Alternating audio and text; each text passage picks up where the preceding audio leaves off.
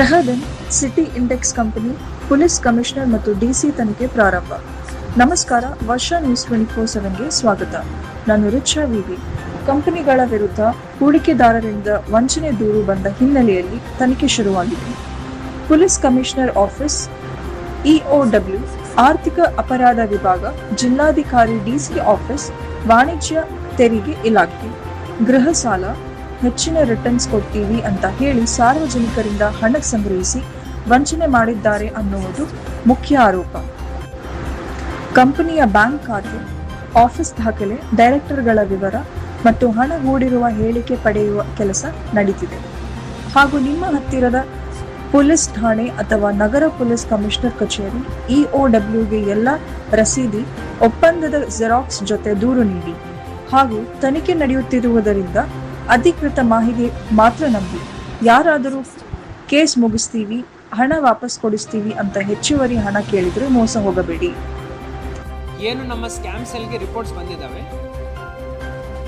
ಅದರ ಮೇಲೆ ನಾವು ಕ್ರಮ ವಹಿಸಬೇಕಂತ ಹೇಳಿ ಪೊಲೀಸ್ ಕಮಿಷನರ್ ಹಾಗೂ ನಾನು ಒಂದೂವರೆ ವಾರ ಹಿಂದೆ ಒಂದು ಪ್ರೈವೇಟ್ ಮೀಟಿಂಗ್ ಮಾಡಿದ್ವಿ. ಆ ಮೀಟಿಂಗಲ್ಲಿ ಈ ಎರಡು ಏನು ಸಂಸ್ಥೆಗಳಿದ್ದಾವೆ, ಒಂದು ಗ್ರೋಧನ್ ಅಂತ ಒಂದು, ಇನ್ನೊಂದು ಸಿಟಿ ಇಂಡೆಕ್ಸ್ ಅಂತ ಒಂದು, ಈ ಎರಡು ಮೇಲೆ ನಮ್ಮ ಕಡೆ ದೂರಿತ್ತು.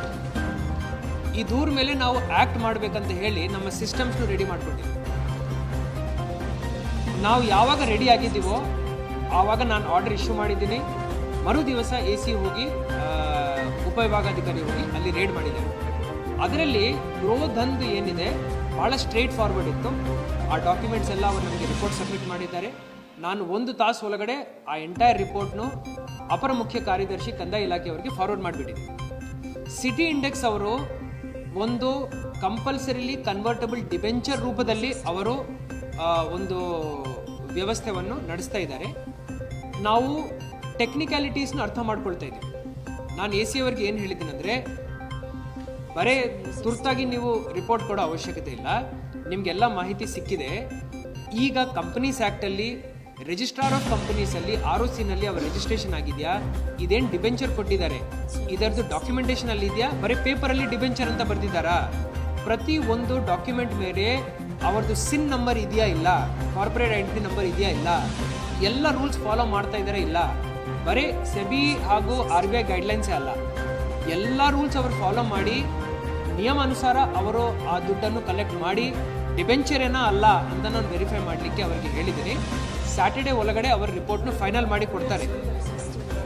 ಈಗ ನನ್ನ ಕಡೆ ಇರುವಂಥ ಕಂಪನಿಗಳಲ್ಲಿ ಮೇಜರ್ ಕಂಪನೀಸ್ನು ನಾವು ಸದ್ಯಕ್ಕೆ ಮೇಜರ್, ಎಸ್ಪೆಷಲಿ ಸಿಟಿನಲ್ಲಿ ಇದು ಏನು ವಿಪರೀತವಾಗಿ ಈ ಇಶ್ಯೂ ಹೊಡ್ತಾ ಇತ್ತು, ಅದಕ್ಕೆ ನನ್ನ ಪ್ರಕಾರ ಸಿಟಿನಲ್ಲಿರುವಂಥ ಮೇಜರ್ ಕಂಪನೀಸ್ ಈ 4 ಕಂಪನೀಸ್ ಇದ್ದಾವೆ, ಅದನ್ನು ನಾವು ಮುಕ್ತಾಯ ಮಾಡಿದ್ದೀವಿ.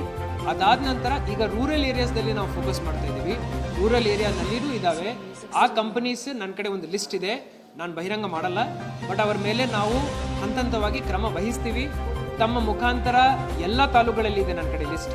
ನಮ್ಮ ಕಡೆ ಇರುವಂಥ 15 ತಾಲೂಕುಗಳ ಪೈಕಿ 7 ತಾಲೂಕುಗಳಲ್ಲಿ ಈ ಥರ ಚಟುವಟಿಕೆಗಳು ನಡೀತಾ ಇದೆ ಅಂತ ಹೇಳಿ ನನ್ನ ಕಡೆ ಮಾಹಿತಿ ಇದೆ.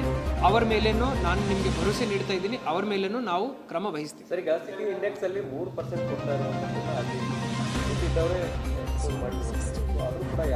ಇನ್ ಕೇಸ್ ಅವರಿಂದ ರಿಜಿಸ್ಟರ್ ಆಗಿಬಿಟ್ರೆ ಅವ್ರು ಏನು ಬೇಕಾದ್ ಮಾಡ್ಬೋದಾ? ಇಲ್ಲ, ನನ್ನ ಪ್ರಕಾರ ಹಂಗಲ್ಲ.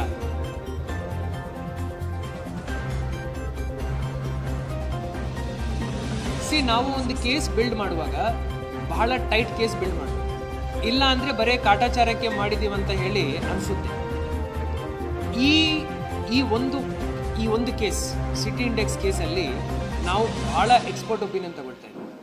2 ಜನ ಕಂಪನಿ ಸೆಕ್ರೆಟರೀಸ್, ಒಬ್ಬರು ಚಾರ್ಟರ್ಡ್ ಅಕೌಂಟೆಂಟ್ ಹಾಗೂ ಯಾರು ROC ರಿಜಿಸ್ಟ್ರಾರ್ ಆಫ್ ಕಂಪನೀಸಲ್ಲಿ ಎಕ್ಸ್ಪರ್ಟ್ ಇದ್ದಾರೆ ಅವ್ರ ಜೊತೆ ನಾವು ಮಾತುಕತೆ ನಡೆಸ್ತಾ ಇದ್ದೀವಿ.